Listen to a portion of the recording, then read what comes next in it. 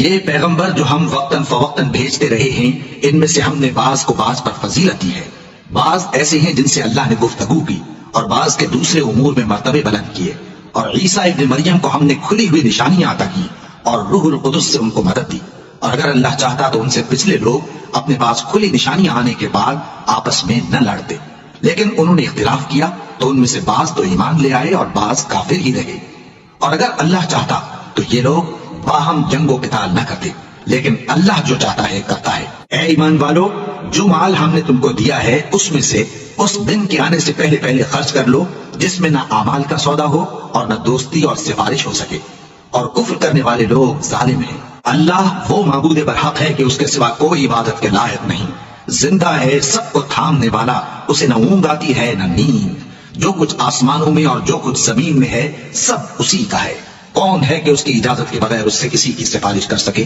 جو کچھ لوگوں کے روبرو ہو رہا ہے اور جو کچھ ان کے پیچھے ہو چکا ہے اسے سب معلوم ہے، اور لوگ اس کی معلومات میں سے کسی چیز پر دسترس حاصل نہیں کر سکتے، ہاں جس قدر وہ چاہتا ہے اسی قدر معلوم کرا دیتا ہے۔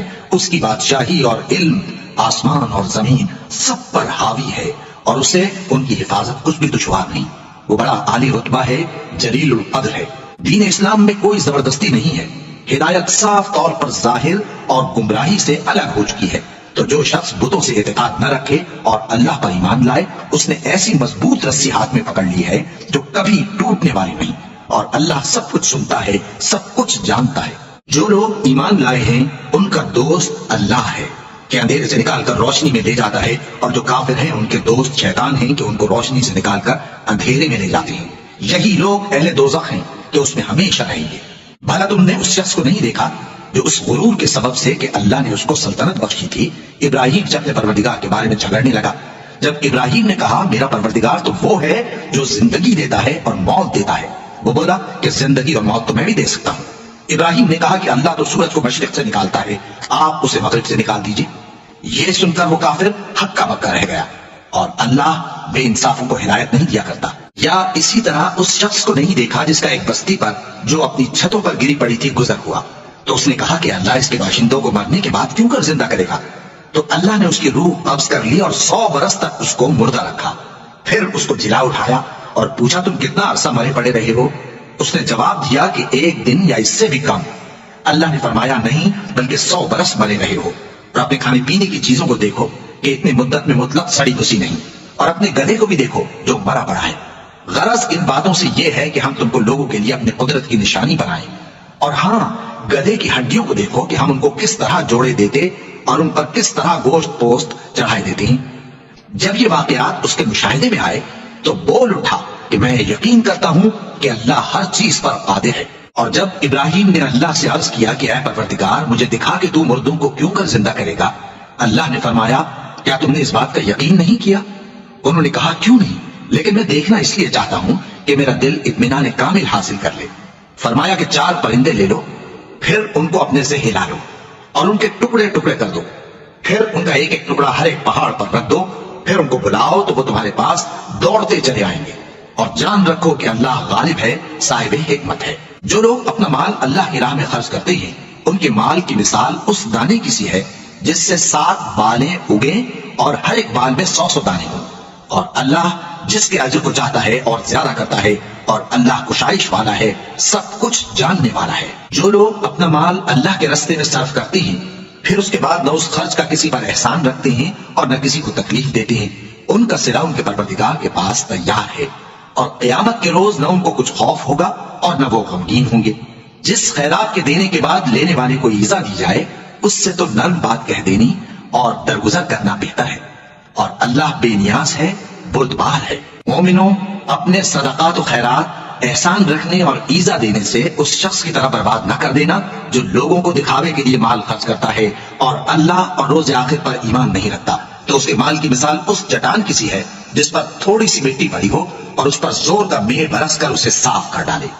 اسی طرح یہ ریاکار لوگ اپنے اعمال کا کچھ بھی صلہ حاصل نہیں کر سکیں گے، اور اللہ ایسے ناشکروں کو ہدایت نہیں دیا کرتا۔ اور جو لوگ اللہ کی خوشنودی حاصل کرنے کے لیے اور خلوص نیت سے اپنا مال خرچ کرتے ہیں ان کی مثال ایک باغ کی سی ہے جو اونچی جگہ پر واقع ہو، جب اس پر زور کا مے پڑے تو دگنا پھل لائے، پھر اگر میں نہ بھی پڑے تو خیر فوار ہی صحیح، اور اللہ تمہارے کاموں کو دیکھ رہا ہے۔ بھلا تم میں کوئی یہ چاہتا ہے کہ اس کا کھجوروں اور انگوروں کا باغ ہو جس میں نہریں بہ رہی ہوں، اور اس میں اس کے لیے ہر قسم کے میوے موجود ہوں، اور اسے بڑھاپا آ پکڑے اور اس کے ننھے ننھے بچے بھی ہوں، تو ناگہاں اس باغ پر آگ کا بھرا ہوا بگولا چلے، بس وہ جل جائے؟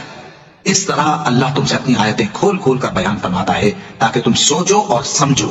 مومنو، جو پاکیزہ اور عمدہ مال تم کماتے ہو اور جو چیزیں ہم تمہارے لیے زمین سے نکالتے ہیں ان میں سے اللہ کی راہ میں بھی خرچ کرو، اور بری اور ناپاک چیزیں دینے کا قصد نہ کرنا کہ اگر وہ چیزیں تمہیں دی جائیں تو بجز اس کے کہ لیتے وقت آنکھیں بند کر لو، ان کو کبھی نہ لو، اور جان رکھو کہ اللہ بے نیاز ہے، خوبیوں والا ہے۔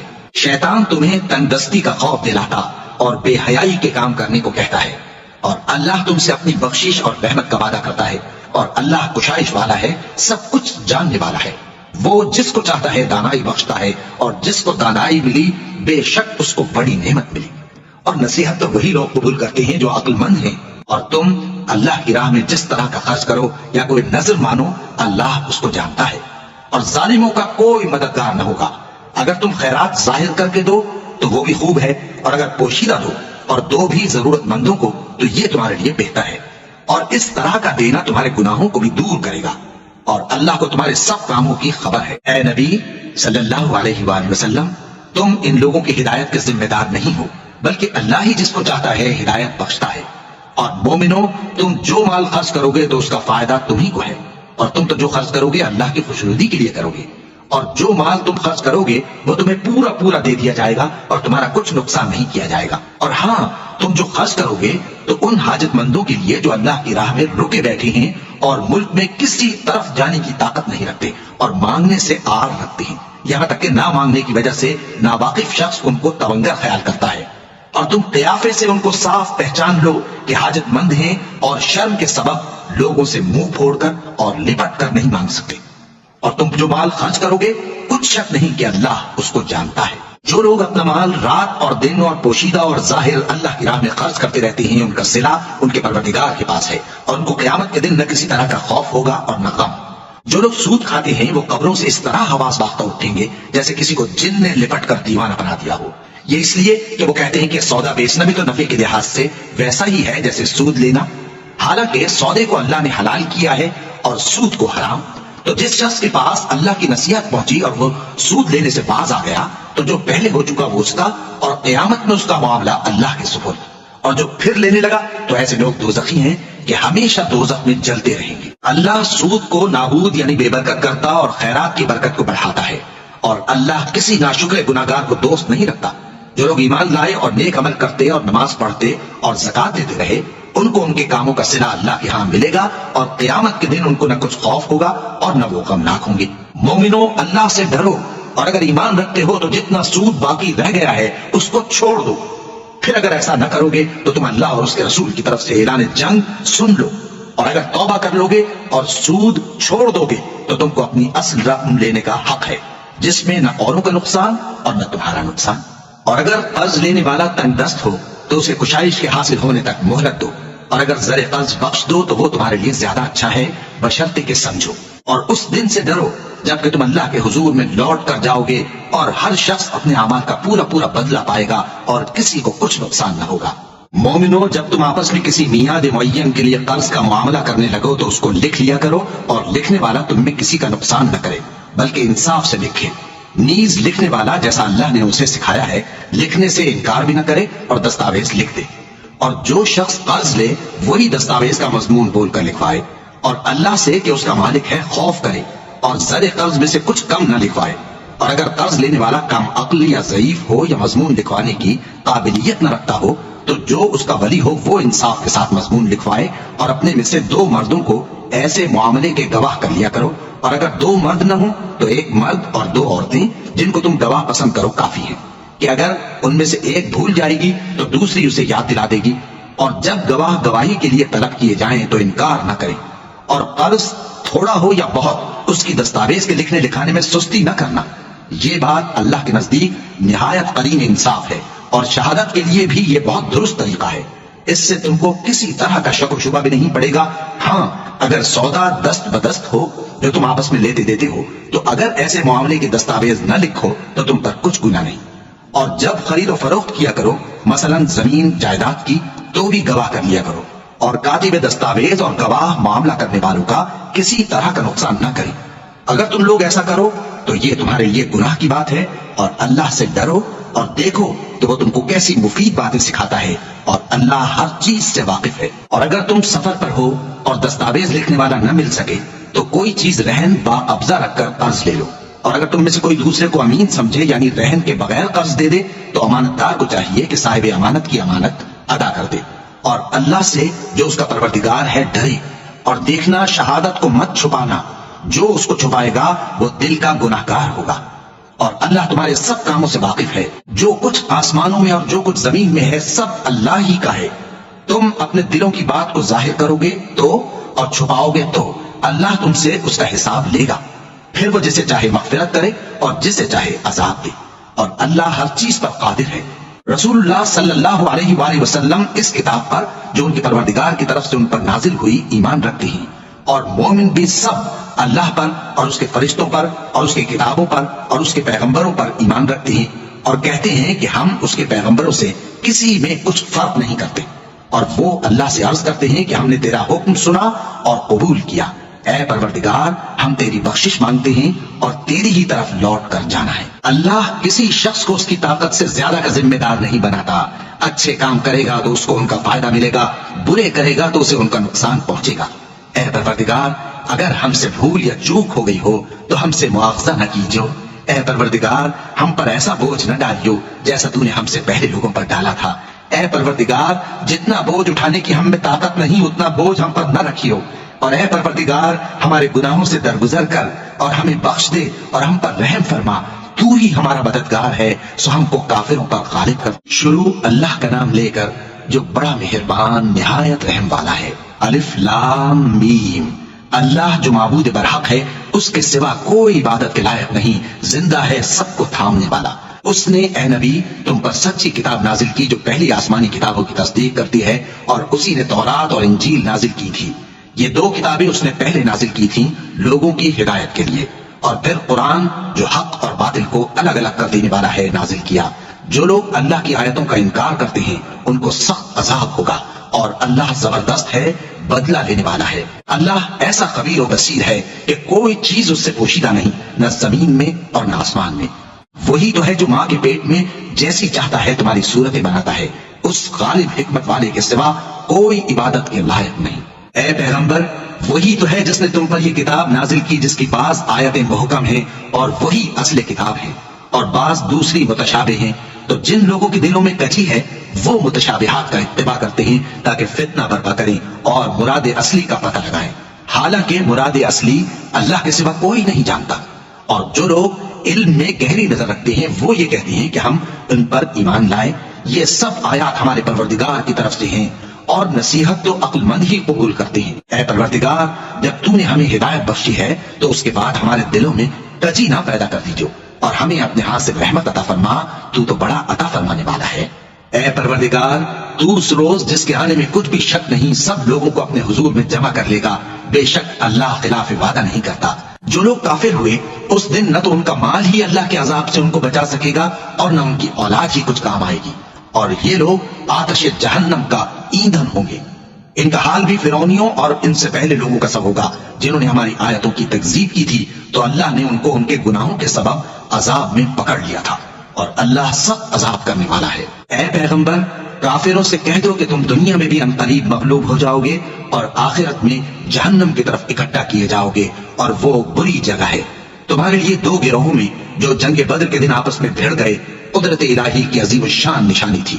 ایک گروہ مسلمانوں کا تھا وہ اللہ کی راہ میں لڑ رہا تھا اور دوسرا گروہ کافروں کا تھا وہ ان کو اپنی آنکھوں سے اپنے سے دگنا مشاہدہ کر رہا تھا. اور اللہ اپنی نصرت سے جس کو چاہتا ہے مدد دیتا ہے. جو اہل بصارت ہیں ان کے لیے اس واقعے میں بڑی عبرت ہے. لوگوں کو ان کی خواہشوں کی چیزیں یعنی عورتیں اور بیٹے اور سونے اور چاندی کے بڑے بڑے ڈھیر اور نشان لگے ہوئے گھوڑے اور مویشی اور کھیتی بڑی زینت دار معلوم ہوتی ہیں، مگر یہ سب دنیا ہی کی زندگی کے سامان ہیں اور اللہ کے پاس بہت اچھا ٹھکانہ ہے. اے پیغمبر ان سے کہو کہ بھلا میں تم کو ایسی چیز بتاؤں جو ان چیزوں سے کہیں اچھی ہو؟ سنو، جو لوگ پرہیزگار ہیں ان کے لیے اللہ کے ہاں باغات بہشت ہیں جن کے نیچے نہریں بہ رہی ہیں، ان میں وہ ہمیشہ رہیں گے، اور پاکیزہ بیویاں ہیں، اور سب سے بڑھ کر اللہ کی خوشنودی۔ اور اللہ اپنے سب بندوں کو دیکھ رہا ہے جو اللہ سے التجا کرتے ہیں کہ اے پروردگار، ہم ایمان لے آئے سو ہم کو ہمارے گناہ معاف فرما اور ہم کو دوزخ کے عذاب سے محفوظ رکھ۔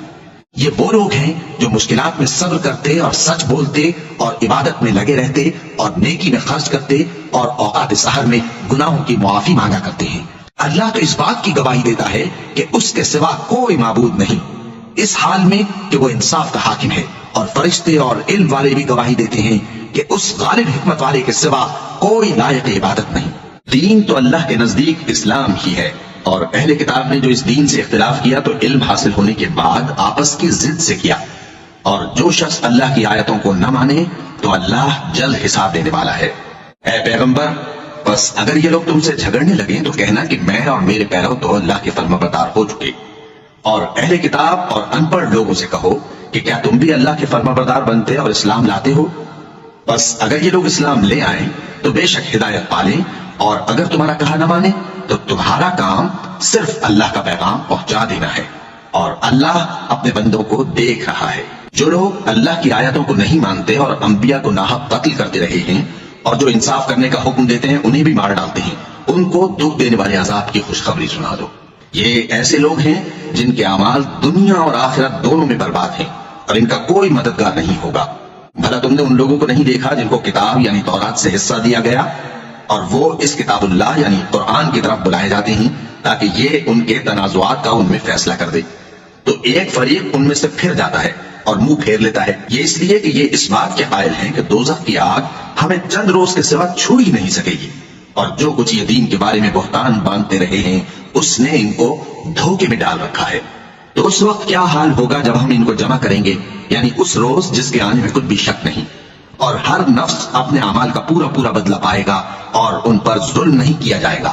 کہو کہ اے اللہ، اے بادشاہی کے مالک، تو جس کو چاہے بادشاہی بخشے اور جس سے چاہے بادشاہی چھین لے، اور جس کو چاہے عزت دے اور جسے چاہے ذلیل کرے۔ ہر طرح کی بھلائی تیرے ہی ہاتھ ہے، اور بے شک تو ہر چیز پر قادر ہے۔ تو ہی رات کو دن میں داخل کرتا اور تو ہی دن کو رات میں داخل کرتا ہے، تو ہی بے جان سے جاندار پیدا کرتا ہے اور تو ہی جاندار سے بے جان پیدا کرتا ہے، اور تو ہی جس کو چاہتا ہے بے حساب رزق بخشتا ہے۔ مومنوں کو چاہیے کہ مومنوں کے سوا کافروں کو دوست نہ بنائیں، اور جو ایسا کرے گا اس سے اللہ کا کچھ عہد نہیں۔ ہاں، اگر اس طریق سے تم ان کے شر سے بچاؤ کی صورت پیدا کرو تو مذائقہ نہیں، اور اللہ تم کو اپنے غضب سے ڈراتا ہے اور اللہ ہی کی طرف تم کو لوٹ کر جانا ہے۔ اے پیغمبر، لوگوں سے کہہ دو کہ کوئی بات تم اپنے دلوں میں مخفی رکھو یا اسے ظاہر کرو، اللہ اس کو جانتا ہے، اور جو کچھ آسمانوں میں اور جو کچھ زمین میں ہے اس کو سب کی خبر ہے، اور وہ ہر چیز پر قادر ہے۔ جس دن ہر شخص اپنی کی ہوئی نیکی کو موجود پالے گا اور اپنی برائی کو بھی دیکھ لے گا تو آرزو کرے گا کہ اے کاش اس میں اور اس برائی میں دور کی مسافت ہو جاتی، اور اللہ تم کو اپنے غضب سے ڈراتا ہے اور اللہ اپنے بندوں پر نہایت مہربان ہے۔ اے پیغمبر، لوگوں سے کہہ دو کہ اگر تم اللہ کو دوست رکھتے ہو تو میری پیروی کرو، اللہ بھی تمہیں دوست رکھے گا اور تمہارے گناہ معاف کر دے گا، اور اللہ بخشنے والا ہے، مہربان ہے۔ کہہ دو کہ اللہ اور اس کے رسول کا حکم مانو، بس اگر وہ نہ مانے تو اللہ بھی کافروں کو دوست نہیں رکھتا۔ اللہ نے آدم اور نوح اور خاندان ابراہیم اور خاندان عمران کو تمام جہان کے لوگوں میں سے منتخب فرمایا تھا، ان میں سے بعض کی اولاد تھے، اور اللہ سننے والا ہے، جاننے والا ہے۔ وہ وقت یاد کرنے کے لائق ہے جب عمران کی بیوی نے کہا کہ اے پروردگار، جو بچہ میرے پیٹ میں ہے میں اس کو تیری نظر کرتی ہوں، اسے دنیا کے کاموں سے آزاد رکھوں گی، تو اسے میری طرف سے قبول فرما، تو سننے والا ہے، جاننے والا ہے۔ پھر جب ان کے یہاں بچہ پیدا ہوا تو کہنے لگی کہ پروردگار، میرے تو لڑکی ہوئی ہے، جبکہ اللہ خوب جانتا تھا جو ان کے یہاں ولادت ہوئی تھی، اور نہ ہوتا لڑکا مانند اس لڑکی کے۔ اور کہنے لگی میں نے اس کا نام مریم رکھا ہے، اور میں اس کو اور اس کی اولاد کو شیطان مردود سے تیری پناہ میں دیتی ہوں۔ تو اس کے پروردگار نے اس کو پسندیدگی کے ساتھ قبول فرمایا اور اسے اچھی طرح پرورش کیا، اور زکریا کو اس کا کفیل بنایا۔ زکریا جب کبھی عبادت گاہ میں اس کے پاس جاتے تو اس کے پاس کھانا پاتے۔ یہ کیفیت دیکھ کر ایک دن مریم سے پوچھنے لگے کہ مریم، یہ کھانا تمہارے پاس کہاں سے آتا ہے؟ وہ بولی کہ اللہ کے ہاں سے آتا ہے، بے شک اللہ جسے چاہتا ہے بے حساب رزق دیتا ہے۔ اس وقت زکریا نے اپنے پروردگار کو پکارا، عرض کی کہ پروردگار، مجھے اپنی طرف سے اولاد صالح عطا فرما، تو بے شک دعا سننے والا ہے चुनाचे वो अभी इबादतगाह में खड़े नमाज ही पढ़ रहे थे कि फरिश्तों ने आवाज दी कि जकरिया, अल्लाह तुम्हें याहिया की बिशारत देता है, जो कलिमतुल्लाह यानी ईसा की तस्दीक करेंगे और सरदार होंगे और औरतों से रग़बत न रखने वाले और एक पैगंबर यानी नेककारों में होंगे। जकरिया ने कहा, ऐ परवरदिगार, मेरे यहाँ लड़का क्यों कर पैदा होगा कि मैं तो बुढ़ा हो गया हूँ और मेरी बीवी बांझ है। फरमाया, इसी तरह अल्लाह जो चाहता है करता है। जकरिया ने कहा कि परवरदिगार, मेरे लिए कोई निशानी मुकर्रर फरमा दे। फरमाया, तुम्हारी निशानी ये है कि तुम लोगों से 3 दिन इशारे के सिवा बात न कर सकोगे, तो उन दिनों में अपने परवरदिगार की कसरत से याद और सुबह शाम उसकी तस्बीह करना। और जब फरिश्तों ने मरियम से कहा कि मरियम, अल्लाह ने तुमको बरगुज़ीदा किया है और तुम्हें पाक बनाया है और दुनिया जहान की औरतों में से तुमको मुंतखब किया है, ऐ मरियम, अपने परवरदिगार की फरमाबरदारी करना और सजदा करना और रुकू करने वालों के साथ रुकू करना। ऐ नबी, ये बातें अखबार गैब में से हैं जो हम तुम्हारे पास भेजते हैं। और जब वो लोग अपने कलम बतौर कुरा डाल रहे थे कि मरियम का कफील कौन बने, तो तुम उनके पास नहीं थे और न उस वक्त ही उनके पास थे जब वो आपस में झगड़ रहे थे। वो वक्त भी याद करने के लायक है जब फरिश्तों ने मरियम से कहा कि मरियम, अल्लाह तुमको अपनी तरफ से एक कलिमे की बिशारत देता है जिसका नाम मसीह और मशहूर ईसा इब्न मरियम होगा, और जो दुनिया और आखिरत में आबरूमंद और मुकर्रबीन में से होगा, और माँ की गोद में और बड़ी उम्र का होकर दोनों हालतों में लोगों से यकसा गुफ्तगू करेगा और नेककारों में होगा। मरियम ने कहा कि परवरदिगार, मेरे यहाँ बच्चा क्यों कर होगा कि किसी इंसान ने मुझे हाथ तक तो लगाया नहीं। फरमाया कि अल्लाह इसी तरह जो चाहता है पैदा करता है। जब वो कोई काम करना चाहता है तो इरशाद फरमा देता है कि हो जा, तो वो हो जाता है। और वो उसे किताब, हिकमत और तौरात और इंजील का इल्म अता करेगा, और ईसा बनी इसराइल की तरफ पैगंबर होकर जाएंगे और कहेंगे कि मैं तुम्हारे पास तुम्हारे परवरदिगार की तरफ से निशानी लेकर आया हूँ। वो ये कि तुम्हारे सामने मिट्टी से परिंदे की सूरत बनाता हूँ, फिर उसमें फूंक मारता हूँ तो वो अल्लाह के हुक्म से सचमुच परिंदा हो जाता है, और पैदाइशी अंधे और अबरस को तंदुरुस्त कर देता हूँ, और अल्लाह के हुक्म से मुर्दों को जिंदा कर देता हूँ, और जो कुछ तुम खा कर आते हो और जो अपने घरों में जमा कर रखते हो सब तुमको बता देता हूँ। अगर तुम साहिब ईमान हो तो इन बातों में तुम्हारे लिए निशानी है, और मुझसे पहले जो तौरात नाजिल हुई थी उसकी तस्दीक भी करता हूँ, और मैं इसलिए भी आया हूँ कि बास चीजें जो तुम पर हराम थी उनको तुम्हारे लिए हलाल कर दूं, और मैं तो तुम्हारे परवरदिगार की तरफ से निशानी लेकर आया हूँ। तो अल्लाह से डरो और मेरा कहा मानो। कुछ शक नहीं कि अल्लाह ही मेरा और तुम्हारा परवरदिगार है, तो उसी की इबादत करो, यही सीधा रास्ता है। फिर जब ईसा ने उनकी तरफ से इनकार और नाफरमानी ही देखी तो कहने लगे कि कोई है जो अल्लाह का तरफदार और मेरा मददगार हो। हवारी बोले कि हम अल्लाह के तरफदार और आपके मददगार हैं। हम अल्लाह पर ईमान लाए और आप गवाह रहे कि हम फरमाबरदार हैं। ऐ परवरदिगार, जो किताब तूने नाजिल फरमाई है हम उस पर ईमान ले आए और तेरे पैगंबर के मुत्तबे हो चुके। तू हमको मानने वालों में लिख रख, और वो यानी यहूद कत्ल ईसा के बारे में एक चाल चले, और अल्लाह ने भी ईसा को बचाने के लिए तदबीर की, और अल्लाह बेहतरीन तदबीर करने वाला है। उस वक्त अल्लाह ने फरमाया कि ईसा, मैं तुम्हारी दुनिया में रहने की मुद्दत पूरी करके तुमको अपनी तरफ उठा लूंगा और तुम्हें काफिरों की सोहबत से पाक कर दूंगा, और जो लोग तुम्हारी पैरवी करेंगे उनको काफिरों पर क़यामत तक फारिक व गालिब रखूंगा। फिर तुम सब मेरे पास लौट कर आओगे तो जिन बातों में तुम इख्तिलाफ करते रहे उस दिन तुम में उनका फैसला कर दूंगा। अब जो काफिर हुए उनको दुनिया और आखिरत दोनों में सख्त अजाब दूंगा और उनका कोई मददगार न होगा। और जो लोग ईमान लाए और अमल नेक करते रहे उनको अल्लाह पूरा पूरा सिला देगा, और अल्लाह जालिमों को दोस्त नहीं रखता। ऐ नबी, यह हम तुमको अल्लाह की आयतें और हिकमत भरी नसीहतें पढ़ पढ़ कर सुनाते हैं। ईसा का हाल अल्लाह के नजदीक आदम का सा है कि उसने पहले मिट्टी से उनको बनाया, फिर फरमाया कि बाशऊर इंसान हो जा, तो वो वैसे ही हो गए। ये बात तुम्हारे परवरदिगार की तरफ से हक है, तो तुम हरगिज शक करने वालों में न होना। फिर अगर ये लोग ईसा के बारे में तुमसे झगड़ा करें उसके बाद कि तुमको हकीकत मालूम हो ही चुकी है, तो उनसे कहना कि आओ हम अपने बेटों और बेटियों को बुलाएं, तुम अपने बेटों और बेटियों को बुलाओ, और हम खुद भी आए और तुम खुद भी आओ। फिर दोनों फरीक अल्लाह से दुआ और इल्तिजा करें, इस तरह झूठों पर अल्लाह की लानत भेजें। ये तमाम बयानात सही हैं और अल्लाह के सिवा कोई माबूद नहीं, और बेशक अल्लाह गालिब है, साहिब हिकमत है। बस अगर ये लोग फिर जाएं तो अल्लाह मुफसिदों को खूब जानता है। कह दो कि ऐ अहले किताब, जो बात हमारे और तुम्हारे दोनों के दरमियान यकसा तस्लीम की गई है उसकी तरफ आओ। वो ये कि अल्लाह के सिवा हम किसी की इबादत न करें और उसके साथ किसी चीज को शरीक न बनाएं, और हम में कोई किसी को अल्लाह के सिवा अपना कारसाज न समझे। फिर अगर ये लोग इस बात को न माने तो इनसे कह दो कि तुम गवाह रहो कि हम अल्लाह के फरमाबरदार हैं। ऐ अहले किताब, तुम इब्राहिम के बारे में क्यों झगड़ते हो? हालांकि तौरात और इंजील उनके बाद उतरी हैं और वो पहले हो चुके। तो क्या तुम अक्ल नहीं रखते? देखो, ایسی بات میں تو تم نے جھگڑا کیا ہی تھا جس کا تمہیں کچھ علم تھا بھی، مگر ایسی بات میں کیوں جھگڑتے ہو جس کا تم کو کچھ بھی علم نہیں؟ اور اللہ جانتا ہے اور تم نہیں جانتے۔ ابراہیم نہ تو یہودی تھے اور نہ عیسائی، بلکہ سب سے بے تعلق ہو کر ایک اللہ کے ہو رہے تھے اور اسی کے فرما بردار تھے اور مشرکوں میں نہ تھے۔ ابراہیم سے زیادہ قرب رکھنے والے تو وہ لوگ ہیں جو ان کی پیروی کرتے رہے، اور یہ پیغمبر آخر الزماں صلی اللہ علیہ وآلہ وسلم اور وہ لوگ جو ایمان لائے ہیں، اور اللہ مومنوں کا کارساز ہے۔ اے اہل اسلام، بعض اہل کتاب اس بات کی خواہش رکھتے ہیں کہ کسی طرح تم کو گمراہ کر دیں، حالانکہ یہ تم کو کیا گمراہ کریں گے، اپنے آپ کو ہی گمراہ کر رہے ہیں اور نہیں جانتے۔ اے اہل کتاب، تم اللہ کی آیتوں سے کیوں انکار کرتے ہو اور تم تورات کو مانتے تو ہو؟ اے اہل کتاب، تم سچ کو جھوٹ کے ساتھ خلط ملط کیوں کرتے ہو اور حق کو کیوں چھپاتے ہو جبکہ تم جانتے بھی ہو؟ اور اہل کتاب کا ایک گروہ اپنے آدمیوں سے کہتا ہے کہ جو کتاب مومنوں پر نازل ہوئی ہے اس پر دن کے شروع میں تو ایمان لے آیا کرو اور اس کے آخر میں انکار کر دیا کرو، تاکہ وہ اسلام سے برگشتہ ہو جائیں اور اپنے دین کے پیروں کے سوا کسی اور کی بات کا یقین نہ کر لینا۔ اے پیغمبر، کہہ دو کہ ہدایت تو اللہ ہی کی ہدایت ہے۔ وہ یہ بھی کہتے ہیں، یہ بھی نہ ماننا کہ جو چیز تم کو ملی ہے ویسی کسی اور کو بھی مل سکتی ہے، ورنہ وہ تم پر تمہارے رب کے روبرو حجت قائم کر دیں گے۔ اے پیغمبر، کہہ دو کہ بزرگی اللہ ہی کے ہاتھ میں ہے، وہ جسے چاہتا ہے دیتا ہے، اور اللہ کشائش والا ہے، علم والا ہے، وہ اپنی رحمت سے جس کو چاہتا ہے خاص کر لیتا ہے، اور اللہ بڑے فضل کا مالک ہے۔ اور اہل کتاب میں سے کوئی تو ایسا ہے کہ اگر تم اس کے پاس دیناروں کا ڈھیر امانت رکھ دو تو تم کو فوراً واپس دے دے، اور کوئی اس طرح کا ہے کہ اگر اس کے پاس ایک دینار بھی امانت رکھو تو جب تک اس کے سر پر ہر وقت کھڑے نہ رہو تمہیں دے ہی نہیں۔ یہ اس لیے کہ وہ کہتے ہیں کہ امیوں کے بارے میں ہم سے مواخذہ نہیں ہوگا۔ یہ اللہ پر محض جھوٹ بولتے ہیں اور اس بات کو جانتے بھی ہیں۔ ہاں، کیوں نہیں؟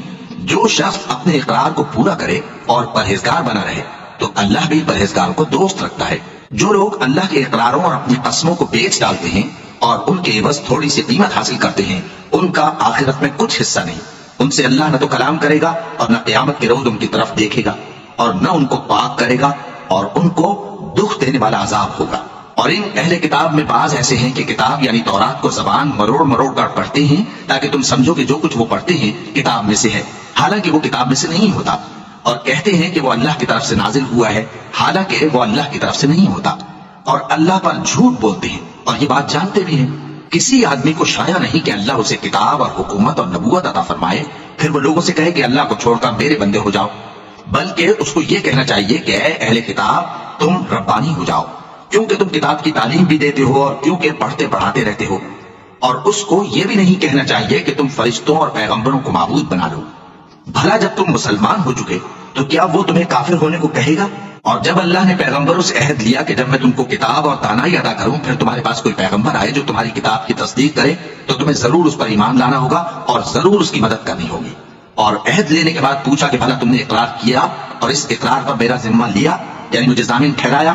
انہوں نے کہا ہاں، ہم نے اقرار کیا۔ فرمایا کہ تم اس عہد و پیمان کے گواہ رہو اور میں بھی تمہارے ساتھ گواہ ہوں۔ اب جو لوگ اس کے بعد پھر جائیں تو وہی بدکردار ہیں۔ پھر کیا یہ کافر اللہ کے دین کے سوا کسی اور دین کے طالب ہے؟ حالانکہ سب اہل آسمان و زمین خوشی یا ناخوشی سے اللہ کے فرما بردار ہیں اور اسی کی طرف لوٹ کر جانے والے ہیں۔ کہو کہ ہم اللہ پر ایمان لائے اور جو کتاب ہم پر نازل ہوئی اور جو صحیفے ابراہیم اور اسماعیل اور اسحاق اور یعقوب اور ان کی اولاد پر اترے اور جو کتابیں موسیٰ اور عیسیٰ اور دوسرے انبیاء کو پروردگار کی طرف سے ملی سب پر ایمان لائے۔ ہم ان پیغمبروں میں سے کسی میں کچھ فرق نہیں کرتے اور ہم اسی اللہ کے فرما بردار ہیں، اور جو شخص اسلام کے سوا کسی اور دین کا طالب ہوگا وہ اس سے ہرگز قبول نہیں کیا جائے گا، اور ایسا شخص آخرت میں نقصان اٹھانے والوں میں ہوگا۔ اللہ ایسے لوگوں کو کیوں کر ہدایت دے جو ایمان لانے کے بعد کافر ہو گئے اور پہلے اس بات کی گواہی دے چکے کہ یہ پیغمبر برحق ہے اور ان کے پاس دلائل بھی آ گئے، اور اللہ بے انصافوں کو ہدایت نہیں دیتا۔ ان لوگوں کی سزا یہ ہے کہ ان پر اللہ کی اور فرشتوں کی اور انسانوں کی سب کی لعنت ہے، ہمیشہ اس لعنت میں گرفتار رہیں گے۔ ان سے نہ تو عذاب ہلکا کیا جائے گا اور نہ انہیں مہلت دی جائے گی۔ ہاں، جنہوں نے اس کے بعد توبہ کی اور اپنی حالت درست کر لی تو اللہ بخشنے والا مہربان ہے۔ جو لوگ ایمان لانے کے بعد کافر ہو گئے پھر کفر میں بڑھتے گئے، ایسوں کی توبہ ہرگز قبول نہیں ہوگی اور یہ لوگ گمراہ ہیں۔ جو لوگ کافر ہوئے اور کفر ہی کی حالت میں مر گئے وہ اگر نجات حاصل کرنی چاہیں اور بدلے میں زمین بھر سونا دے تو ہرگز قبول نہیں کیا جائے گا۔ ان لوگوں کو دکھ دینے والا عذاب ہوگا اور ان کا کوئی مددگار نہیں ہوگا۔